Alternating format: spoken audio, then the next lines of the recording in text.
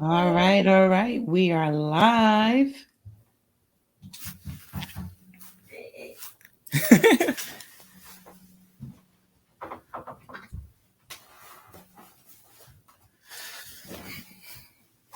All right. Good evening. Good evening. How are you, son? You need a little bit more light in your I, room. I, I was I was just thinking the same thing. Right. At least you need light in front of you.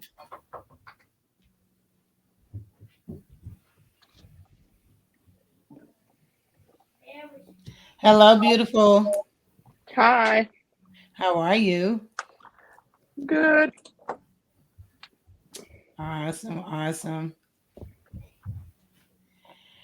All right, let's give folks a few more minutes. Nobody has joined yet. Oh, there go my wife. Hi, how you doing? Hey, Sugarfoot. Is that your pet name for her? Sugarfoot? Nah, it's Moo Oh, Baby. It, aw. yeah, Sugarfoot is new. As she don't get it because I just did her feet last night. Duh. Oh, Oh, that's where you was getting at. I'm No, you, sorry. oh, oh, I just thought of that. you giving wifey pedicures now? All right, look at you. Look, look at our cousin. Hey, Leia. Hi, Leia. Wonderful, wonderful. Thank you, everybody. Greetings, greetings, family and friends. Thank you again for coming and just giving us a little piece of your time this evening for uncomfortable, or excuse me, unspoken conversations. Your words have power. And I am your host, Letitia. And my co host is my son, Paris White. And we have a special guest this evening, Mrs. White. Yeah, that's me. That is my daughter in love, Charlene. So I thank her for joining. Hey, Avon, thank you so much for joining. Remember that our conversation is interactive, so you can absolutely give comments, ask questions. Please, please, please engage us in conversation. So we're going to go ahead and get started because I like to be really cognizant of everybody's time. And I first want to give my love and thanks to my daughter in love because she is at work, and so I appreciate her taking the time. I pray she don't get in trouble.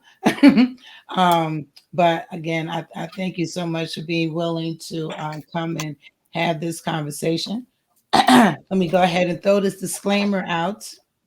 Um, this is just a conversation. Um, you do not have to be guarded in your responses. It is what it is. You feel the way that you feel. It is not about, if it's the right way, the wrong way.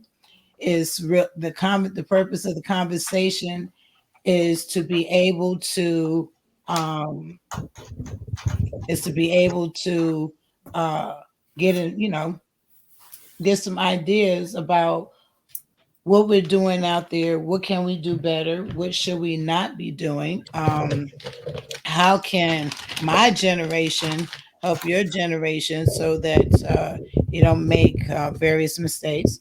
My husband says he can't hear me. Leah and Avon, can y'all hear me? Paris and Charlene, y'all can hear me, right? I Yeah. can. And Leah, can you hear me?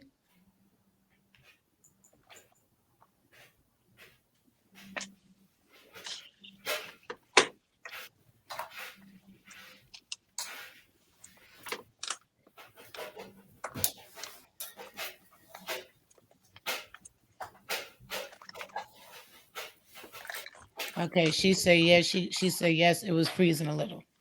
I don't know. Maybe I need to get a little closer to my mic.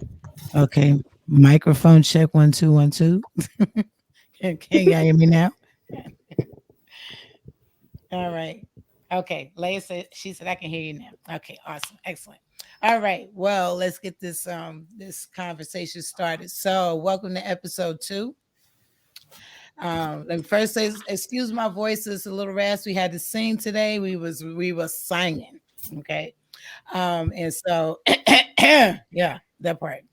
But anyway, so today we're going to talk about who are your friends.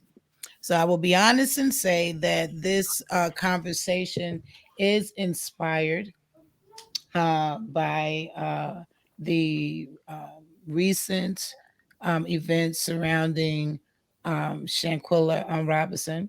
Um, I know it has been the talk of many bloggers, YouTubers, just anybody and everybody who has a platform um, has uh, has had this is talking about her case.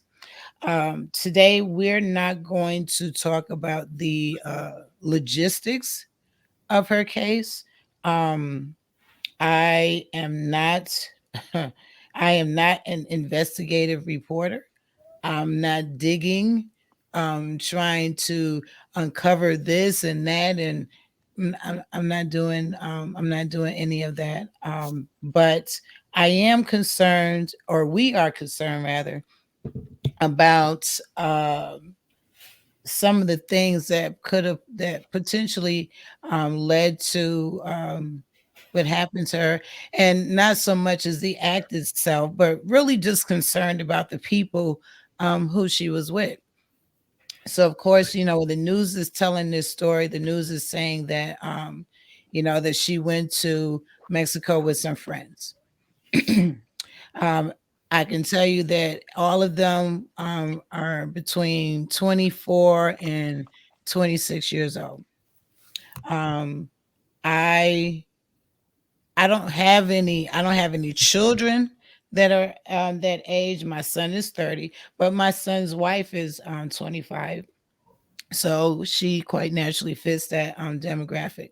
But anyway, so this young lady goes on vacation with six other people who, for lack of better words, were she considered them friends, um, and uh, ultimately, what ended up happening is that she died.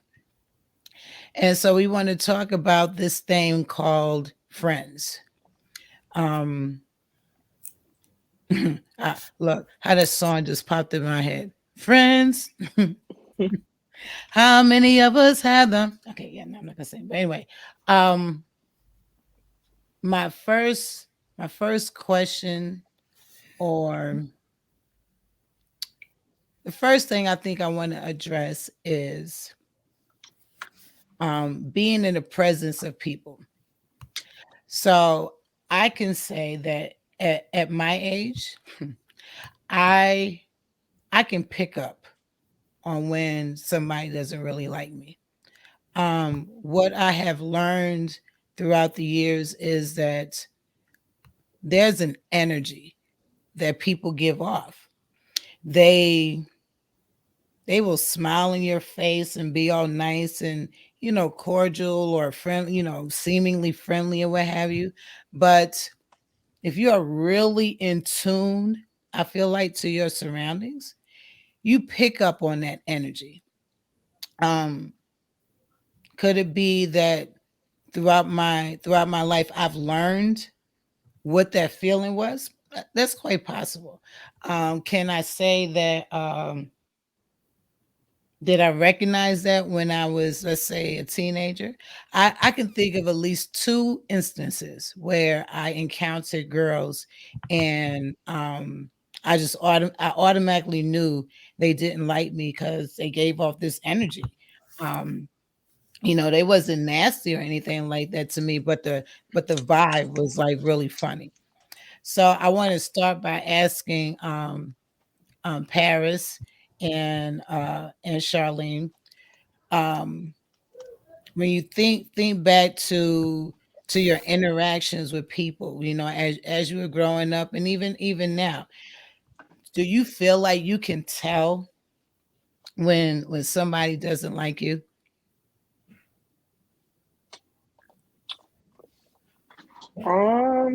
I can. Is their vibe and their energy and just how they are with conversations and stuff like that can pretty much tell you if a person, wants you around or, like you or not. I agree with my wife. No, I'm playing. But no, I actually do agree with her. And that, yeah, you could definitely tell first time you meet somebody, uh, if you're gonna like them or not, or if they like you, and vice versa. Right. So like Vanessa said, she calls it discernment. I would definitely say it is that. I'll say that like at 16 years old, I didn't know what discernment was. I just was it was for me, it was a vibe. It was like, she don't like me. Just her energy, the person's energy was just really, really messed up. Um, but I think about Shanquella. So again, looking at what happened to her, and for the way in which it happened, would y'all agree that clearly they did not like her? Would you say that was obvious from just looking at that video? Y'all seen the video, right? Yes, the fact that nobody intervened or tried to help, it was clear that nobody liked her. Mhm. Nobody likes her before they got to Mexico, right? Yeah, Yeah, because if they had any likings of her or they cared about her a little, even just a little bit, they would have tried to stop it. Right. And that's I agree. I feel that as well. Vanessa says she agrees also. Um so here's what I'm thinking, and again, let me just put out there. First of all, I'm gonna attempt to not have to say allegedly, because if I hear that word one more time, I think I'm choke myself. But um I here's an observation. And this is my observation is just based on interacting with people. So I think about this young lady. Look, she was on top of her game. She was an entrepreneur. She's making her money. She's making what we would consider boss moves, right? And for the most part, everybody in her circle, they tend to like her, right? But and so maybe she's accustomed to that type of environment. Maybe she never really had to deal with her haters head on. um I would hate to think that she was oblivious to her haters, but I'm just going to say, she too hard into her grind, and she's not really thinking about her haters. And so she encounters some people. So excluding maybe just one of them, we'll leave the one who was supposed to have been her best friend. We'll leave him out of the picture for the moment. But let's just say the other one. So she went to school with them. So she's meeting them on the college campus or what have you. And again, maybe excuse me, maybe she was really popular in high school, but now when she gets to college, you know, she still has that, she's still used to that same level of popularity and people just really being drawn to her and liking her and what have you. But now that she's in college, those are different people. These are people coming from all over the place. And she encounters, let's say, three of these friends, and we'll say the females. She encounters three of these friends, and they befriend her, but they really don't like her. And I say maybe she did get that vibe, that discernment that they didn't like her, but she was like, "Oh, they don't like me. How can nobody not like me? I'm this, I'm that. Everybody loves me. I'm popular. I got all kinds of friends. I'm pleasant, I give people the shirt off of my back. She in her head, she's saying all these things about her, which more than likely are true, but these people don't care. Because at the end of the day, nobody needs a reason not to like you. People just decide not to like you. But I think in her particular case, and again, I'm speculating, maybe she's like, she's like, oh, how can they not like me? And so she sets out to make them like her. Have you ever encountered, and this is for our guests, have you ever encountered some people you can't really figure out why they don't like you, they have no reason to not like you? And so now, those of us who are in the audience, some of us are older. Yeah, we're not doing that now, but when we was younger, we wanted friends. We wanted to be a part of a circle. We wanted to interact with people, so maybe we go that extra mile, to try and be friends with somebody. Um, we go to the extreme and pay for an entire trip to Mexico just to prove to people, hey, I'm really a good person. I'm really cool to be with. Charlene, in your circle, and your friends, I know most of your friends are like your age, maybe a couple of years younger.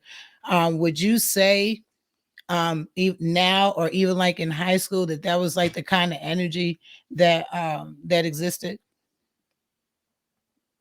What you mean by that kind of energy? Like, uh meeting someone, meeting like a group of girls, and your personality, you get along with everybody, but for you get this feeling that they don't like you. And so instead of accepting the fact that they don't like you and just going on about your business, you set out to try and make friends with them.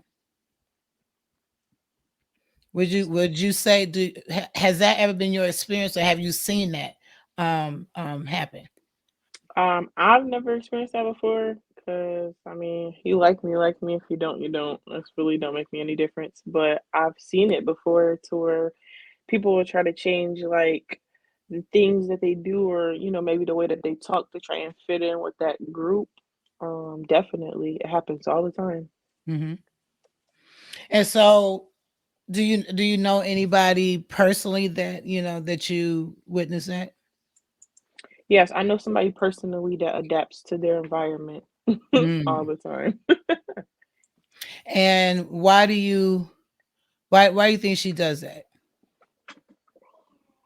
In my mind, she doesn't have her own mind. Mm. I really don't know why she does it though. I mean, that would be the only reason why you would try to do what somebody else does, because you're not thinking of your own, or you just really want to be down that bad. Mm. So do you think like there's like a need to want to fit in, to want to be a part of something? Yeah, like I don't know. I guess like here in Buffalo, people are like they kind of follow people that's popular. So, maybe you might want to be seen a lot, so you would try and fit in or something like that. I could see that happening. And even be extra with it, like you might go to the extent, um I'm going to take them on a trip with me. I'm going to just pay for everybody to go on a trip to show that I'm really a nice person. The person that I know personally ain't doing that, but yeah, yeah, But if she is, okay, so maybe she don't have the finances to do it, but if she had the finances to do it, you think she would go to that extreme? probably. But I probably would too. You know what I'm saying? Because I'm really nice. So people like, yeah, I'm saying not to the extreme to like be a friend, but like, yeah, to like kind of show people that you're cool or something. I guess, yeah, I think people would do that. Vanessa says sometimes it's jealousy. She said they see a light in you, and if they can't match that light, they try to dim yours. Very true. But Yeah. my thing is that you know who you are. Again, we're gonna talk about Shanquilla. Shanquilla was a boss. At the end of the day, the baby was a boss. Um, I don't. I want to say I'm gonna say even though she was a boss, I'm gonna look at human nature of people. Everybody wants to be loved. The person who says that they do not want to be loved, they lie. So everybody wants to be loved. Everybody wants to be accepted. Everybody wants to be liked. Nobody wants to be rejected. We put on airs that we don't care. It's not that you don't care, is that you not getting ready to allow that thing to stop you from doing what you got to do. But at the end of the day, nobody wants to feel rejected. Marcia says, I was blessed enough to have friends who were true friends in every sense of the word. I have always been a person that if you do not like me for no reason, and that is something in that person that needs to be fixed. Absolutely. But I think, Marcia, would you agree that we that it seems like that the generation coming up, um, like something like my daughter in love just said something that she said, that like the person she was talking about, she always wants to fit in. So now you got a generation of followers. There's everybody is like she just said, the girl doesn't think for her own. So everybody wants they're conforming, they doing things, anything and everything to fit in, look, to get followers, to get likes, everybody is an undercover influencer, right? And so I think they like finding themselves doing things that, is it really to gain friends, or are you trying to be popular? You want to be an influencer, you want to have 1 million followers, you want to be, what's that mentality that this generation has?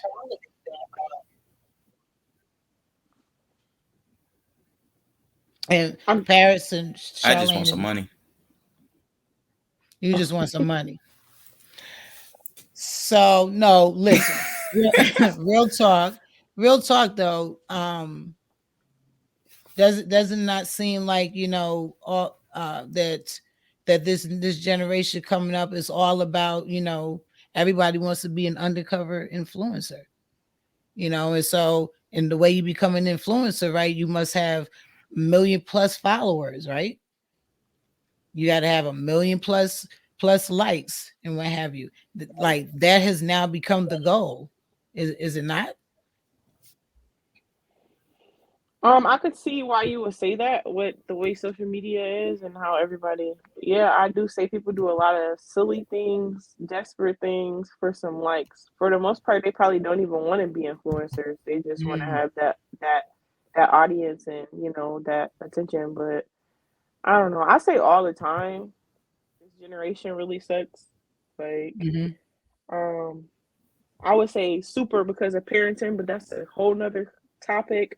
But yeah, people definitely nowadays is all about social media and how many likes they could get and stuff like that.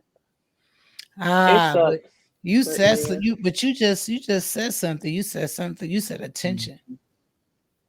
yeah, because that's really all what it boils down to. I mean, you just like the attention and the likes and Mm. stuff like that. So is it just any intention, like attention? It does it matter where it's coming from, as long as it's just attention? Yeah, I just think it's just that like you see people have 100K likes on something and you just feel the urge to have that too or something. I really Mm. personally don't know, but I know not everybody is out to be influencers. They just want Right. the attention on social media. Vanessa says number 3 from the top of Maslow's hierarchy of needs is friendship, intimacy, family, and sense of connection. So let's look at that, because if that be true for people, basically what Maslow is saying is that is a need. It's a must have. It's an unconscious need, but it's there, because at the end of the day, nobody wants to be by themselves. Even those people. So those people who are they say they loners and what have you. They loners because for whatever reason nobody wanted to be around them, wanted to deal with them, and so now they find themselves alone. So then they just simply embrace being alone. But I can't imagine anybody choosing to be alone. Now, there's a difference from, look, I just don't feel like being bothered right now. I just want to do me, go off and do you, versus you don't want to be bothered, period. That man is not even built like that. That's not how man operates. I mean, look, when they throw people into solitary confinement, you leave them in there too long, you gonna have a basket case on your hands. So man is not meant to be by himself. So it's understandable that he or she would want to have friends. It's understandable, the sense of having family, being connected to something. That's the whole that's one of the premises behind why a lot of people join gangs, because they need that sense of, and they need that sense of family, that sense of belonging. But when we talk about friendship, like how do you determine who's a friend? How does a person make it into the friend category? And let's just define friends. You got friends, and then you got your ride or dies. So what I'm talking about is your ride or dies. How do people make it to that category with y'all? You want to go first? You first, bitch. Okay. Well, we hang with your friends more. Like, I know, right? It's just like, I don't know. I look at my friends like family. So how they made it in that category, it was just like by like, us, like my one best friend that I have, we've been through a lot together. We like literally had to go through like crazy stuff. And it just like when everything was failing and I didn't have nobody, she was always there to like help me. And like vice versa, like if it was something that she needed or something that she couldn't pick up, we was just always there to like help each other. So I feel like they made it in that category by just like, I don't know, like just being themselves, like, and just showing that they're a real friend and showing that they care. And it's not really too many friends that really do stuff like that. Like, you know what I'm saying? They'll see you struggling, but they're not going to offer you, or they're not going to help. They just going to, be an ear to listen to your BS. But, really just kind of showing you like how the same thing you're showing them, they're showing you back. They're reciprocating the same energy. So, yeah. And if you got kids, if they really love your kids and they doing stuff for your kids, you can tell too. Like, you know what I'm saying? Because not too many people that don't got kids is going to love your kids how you love your kids. So that's a good sign as well. That's true. I like that. Harris. Look, Charlene, I need you to run home and unplug the TV.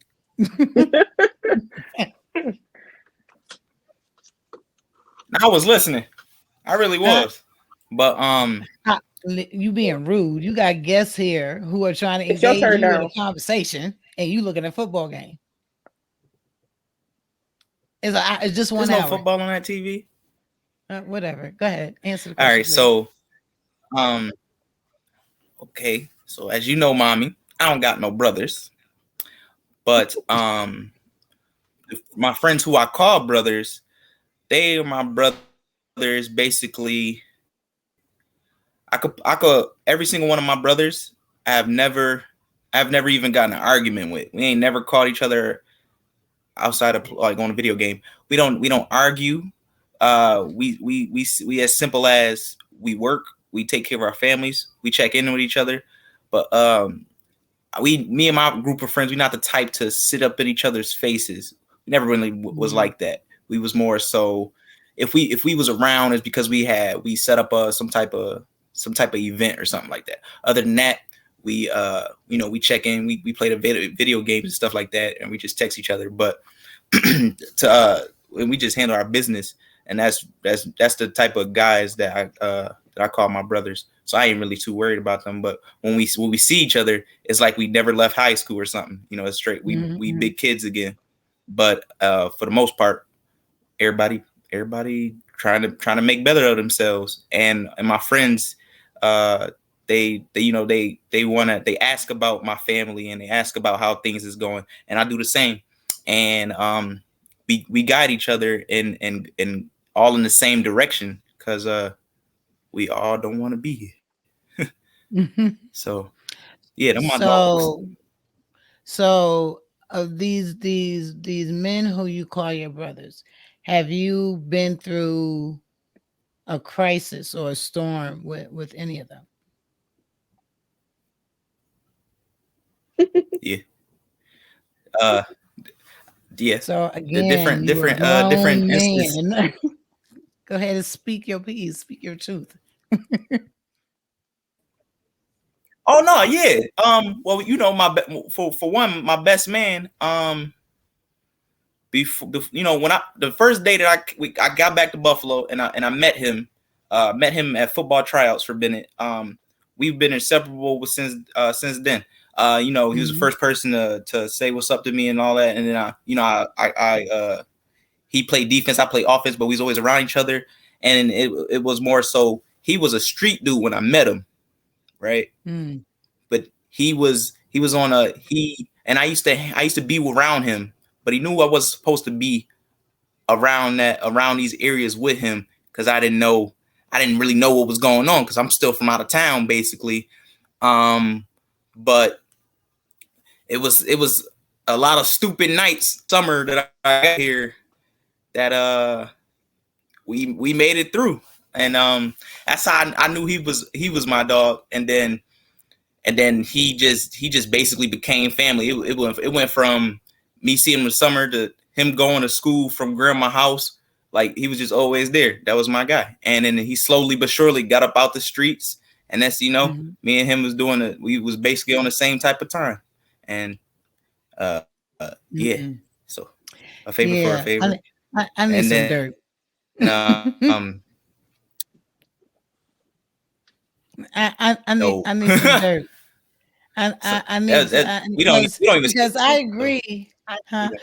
See, I agree. I agree with Charlene said, because for me, the definition of a friend is how they show up for you when you going through. Because we have a ton of people, that'll be around us and what have you, but when something happens, that's when people show you who they really are. So the ones who stay around and see you through your crisis, your trauma, whatever, and how they show up in that crisis, in that trauma. Because let me correct myself, because you'll have some people who will stay around just to watch you go through, and they really not your friends. But then you'll have those who will stay around and they want to help you through. They want to help you as best that they can.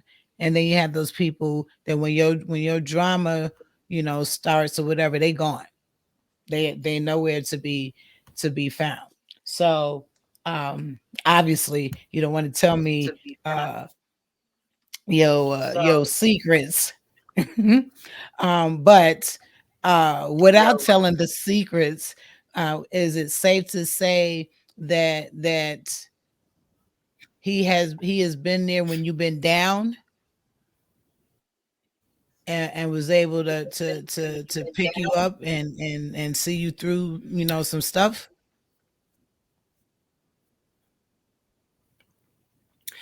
Not just I don't have only one friend like that. And actually those I would say we didn't really run into those how should I put, we didn't run to those problems per se until about a year ago. And so I must say truthfully, I wasn't too sure if I had friends like that. But I can say now that the circle that I still talk to this day, they some real stand-up guys. So yeah, I think it's important that, and Charlene too. She's my friend too. As she should be. Hey, Lorene. Vanessa said, yes, there's a huge difference between watching you through and helping you through. And so, yes, that's exactly how I determine who is going to be my friends. I have two classmates that I still keep in touch with from middle school. And we're still friends. We don't talk a lot. I will say that we haven't. We know about like the life events that we've had, but we haven't been there to see each other through them. One, because I moved away. My other classmate, she moved south before I moved south. And then and then my other friend, she stayed in New York, but we kept in touch. Now, once I got grown, that's a different group of friends. I can honestly say I have at least two friends.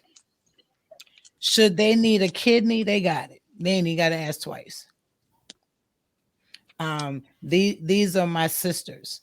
I call them my sister friends. And yes, they have seen me through some challenging times, and I have seen them through some challenging times. I don't have to put on airs when I'm with them, but I mean, I don't do that now anyway. But I don't have, I can just be me. I don't worry about them judging me. But also, these same two friends, they will tell me when I'm wrong. They will tell me, no, you shouldn't do that. I do not have a yes committee. Do you have a yes committee? I know what that is. I don't have a yes committee. I have somebody that will tell me if it's right or wrong, but still agree with my shenanigans, but not a yes committee. So wait. That makes sense. She'll tell you that your shenanigans is wrong, but she'll be like, "Come on, girl, let's go ahead and do it anyway." Yeah. Okay. Well, she told me. Wait. Well, I don't know. So that's like saying, "Hey, we shouldn't rob no bank. If we get caught, that's federal time. We're gonna do straight 20. But come on, girl, if you down to rob the bank, I'm down too." Yeah, pretty much. No, we're gonna have to reassess that friendship. She ain't lying either. Her to be trying to talk you out. Huh? Yes, Paris. You got a yes team? You got a yes? Oh no, I said she ain't lying either. Nah. No. I don't gotta. Okay, I guess I'm different because my committee of who I bring my problems to usually is my mom and my wife. And no, they not saying yes. So, but if I do tell my friends about something that's join going on, me in the that wasn't an all moment. I don't never that wasn't an all moment. So no. Look, moment. my auntie, your But my auntie. friends, I do. If I was to tell them about something like a plan or something, they all for it. They not the type to if they see me going down a bad road, yeah, they gonna let me know. They probably gonna talk about me. They gonna talk about you. They gonna talk about you to your face or behind your back. No, to my face, like, oh no, you tripping, boy. It's probably Oh, roasting. okay. My auntie said she totally agrees. Our words have power. According to scripture, life and death is in the power of the tongue. Absolutely. And with that, I would say, you must be real careful who you call a friend or who you call your ride or die. I think the three of us are in agreements that the person who gets ride or die status is the person who is going to see you through, will come alongside you through your hard times, through your struggles, and that they're not going to run. But you have to be you still will have to exercise discernment, because I still feel like there are those people who will be by your side through those hard times, but they by your side because they want to watch you go through those hard times. They are celebrating your fall, and you have to just develop a discernment to tell who those people are. I want to ask our audience. So I think like I said, I think we all in agreement that it's that a definition of a friend is a person who will come alongside you when you're going through. But can we agree that there are some people out there, and so those people actually get the title of frenemy? We will do a segment, an episode in the future about the frenemy, but there are those people who are called a frenemy, where they give the appearance that they're friends. They come alongside you, they there when you go through and this and the other, but they only there when it benefits them. Or what if they're there, like, so what if she really felt like she had real friends and they was there, like her best friend that Hmm. did absolutely nothing. He was there through her storms. He was there to talk her through things and stuff like that. She really genuinely felt like that was her friend. And deep down inside, he just didn't like her. Cause like I just recently had a situation where I had to cut somebody off that's been around, that's been there when I was struggling, that been there to help me through storms. But I was hearing through other people, and I actually had to hear myself, that they low key was praying on my downfall. So it's like, what if you get all of those signs and you That see all of that? Like, hence the frenemy. but yeah, but she could have genuinely really thought that, people Well, really cared about but her. that's and so that's why the frenemy is extremely dangerous. The frenemy knows your Okay, innermost so secrets. but what if your frenemy is close with one of your closest friends? What do you do then? Who was a loyalty supposed to be with? So here's the thing. Like, So so it it's like they know it's wrong. mhm. You So you finished? know it's wrong, but well, no, it's going slow. So you Yeah. know it's wrong, and yet you don't really pick a side. Now you play both sides. Do you feel like that close friend is also a friend of me, or do you feel like they can actually be a true friend to you but play both sides? Okay. So hold on a second. So let me first read Lorene's comment. Lorene said you have to love your friend enough to be truthful and honest, even when the results will not be in their favor. Let that person be your voice of reason. I agree. And Vanessa says, I had some serious issues with Facebook because they refer to everyone as Facebook friends. To this day, I keep them under 200. I still don't have 200 friends, but I do have at least that many people that I am acquainted with.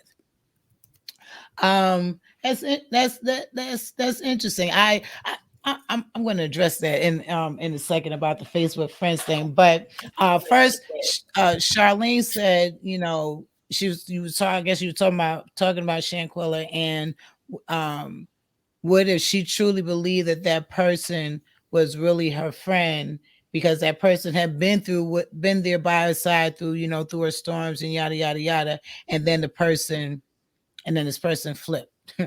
So let's examine that. So, yes, maybe that person started off as a legitimate friend, coming alongside you through your storms. Something, I guarantee you, something happened. What happened in Meso that look, nobody didn't flip a switch and that person just stopped being her ride or die. Something happened. Will we ever find out? I don't know. But the thing is, people don't flip like that. People don't, when you love somebody, you can love somebody and end up having to leave them because y'all just ain't making it. Y'all toxic. But you don't stop loving them, but you got enough sense to know that look, this ain't gonna work. And so you go your separate ways. You can have two friends, something happens and they either drift apart, or something may happen where like there's a fight or whatever. So something happened, you had to fight. So you quite naturally you're not going to go on the trip with them or whatever until y'all settle your differences. But let's just say something happened and there was a big blow up. She thought that they settled their differences, but on his side, nah, the differences wasn't settled. Again, people's energy changes.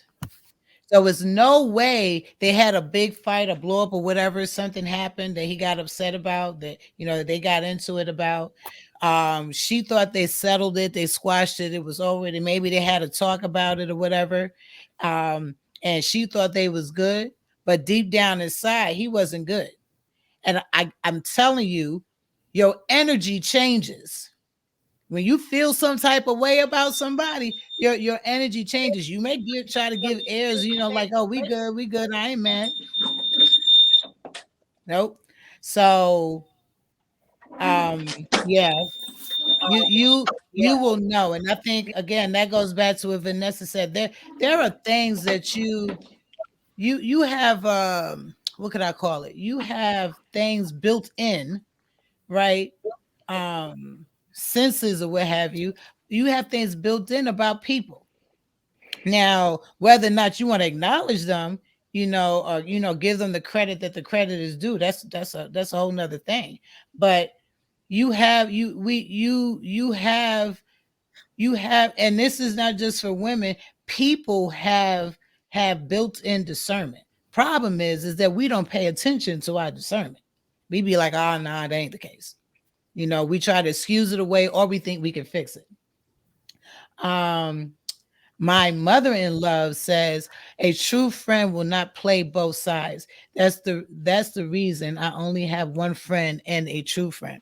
So she's addressing what you said, Paris. Yeah, there's no way. How do you play two sides? Like, if some so Let's again, just say they were dating. but I'm saying your frenemy, your frenemy. That the reason why your frenemy is dangerous because you can't really tell.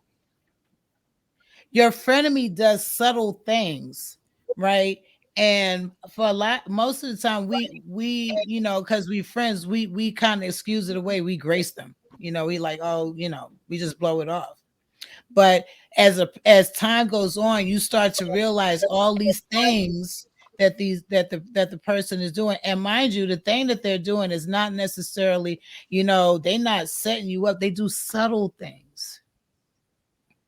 They do subtle things, like, they don't they're there for all of the good times, but when you really really need them, they don't show up, and they got every excuse in the book. And these excuses be logical excuses. You be like, oh, okay. And you give them that grace. You like, all right, you let them go. But they keep doing it. They keep doing it. A frenemy is getting next to you because there's something that you got that they want. So if you think about Shanquilla's case, all of them could have been frenemies. They all probably could have wanted something that she had. Or they decided that she wasn't worthy of having what she had, and so they decided they was going to take it, not thinking about their own lives. My aunt says, great question, Paris. Who to be loyal to when your friends are buddies with your enemies? Yeah. So if you have a friend and then there's another friend that y'all used to be friends, but y'all not friends no more, but they still friends with the other friend, do you stop being friends with that person? For me, I don't. But I make sure that we all have an understanding. What you do with that person is what you do with that person. What you do with me is what you do with me.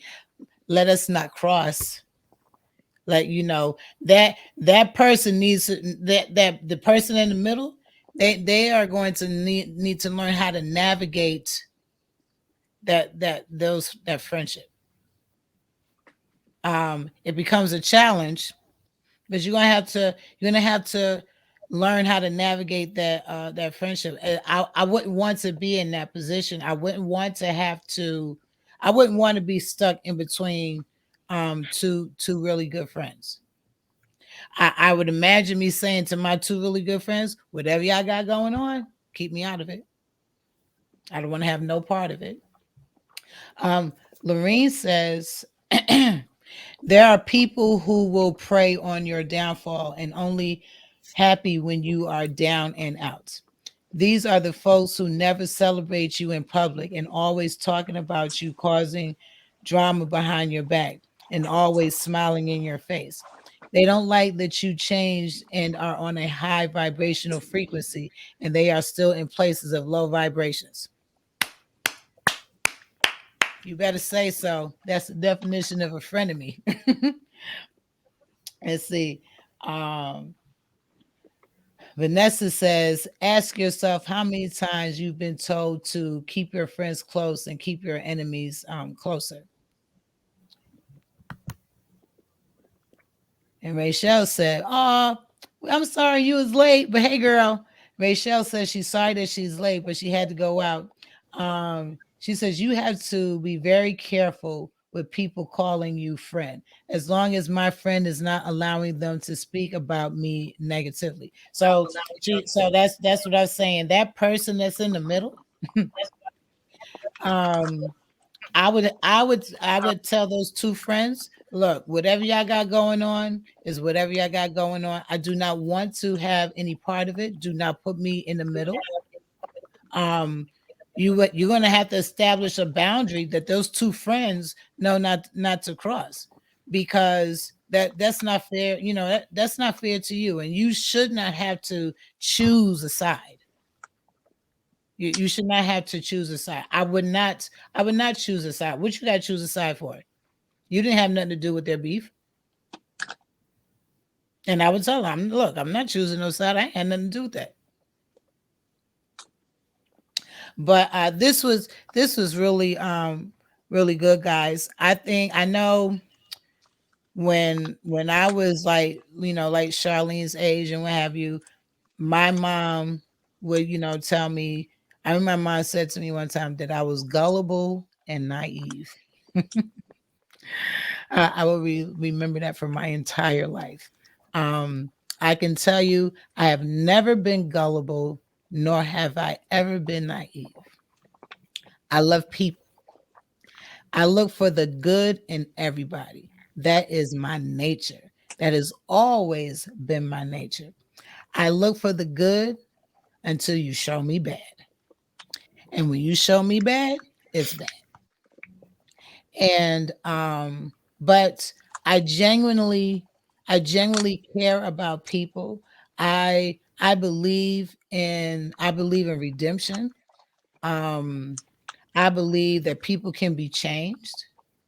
I I do not believe that people are are born bad, that people are bad to the core, even the most heinous criminals out there, right?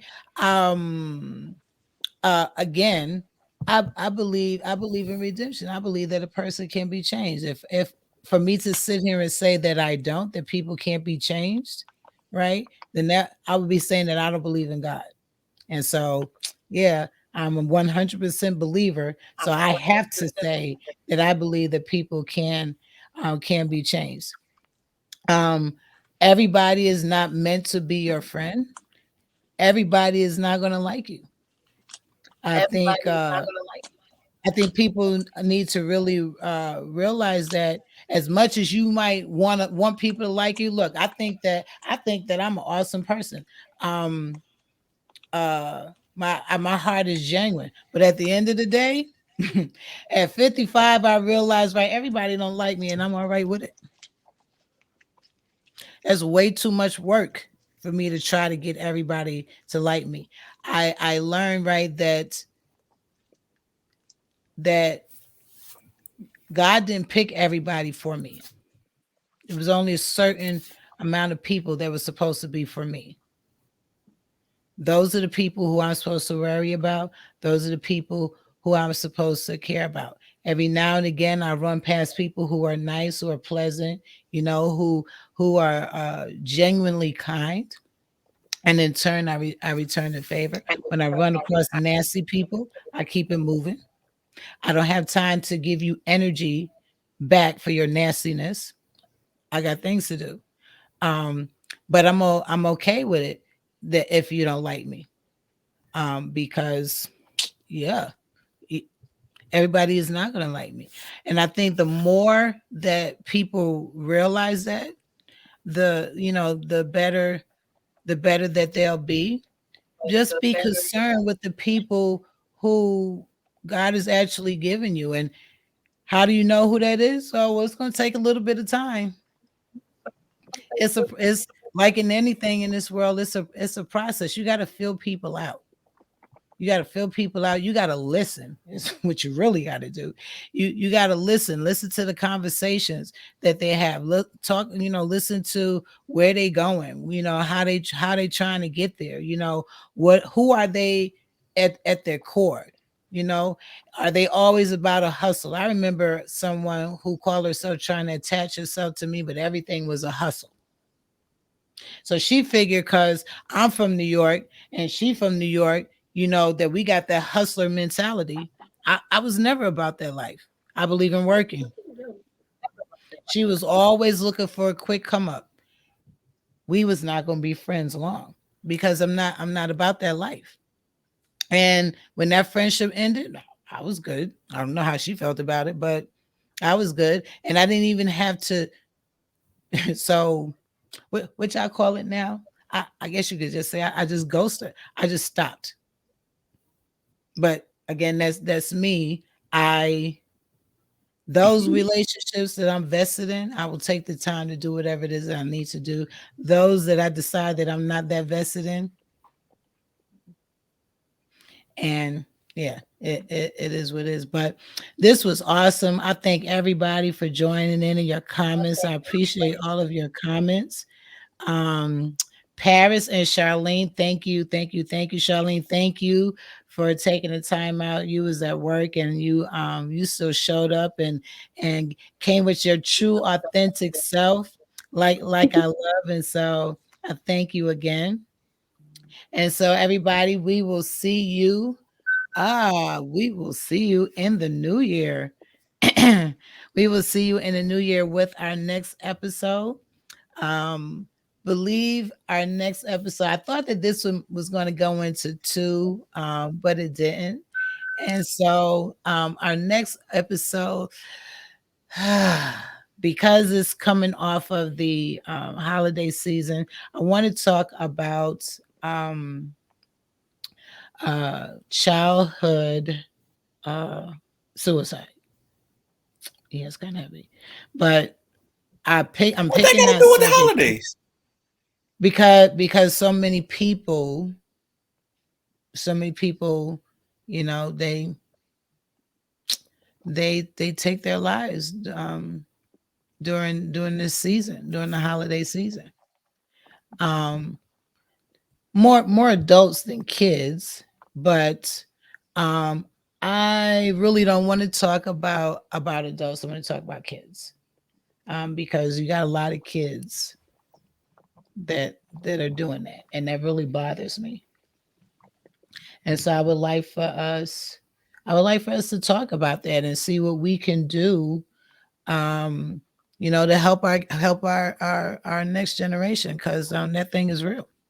But anyway, love you, everybody. Merry Christmas. Happy New Year. Be blessed. Stay safe. Thank you again for joining us. Thank you, my co-host, Paris White. And thank you very much, our special guest, Mrs. Charlene White. Thank y'all for having me. You're welcome. And we will see you all again real soon. Happy New Year.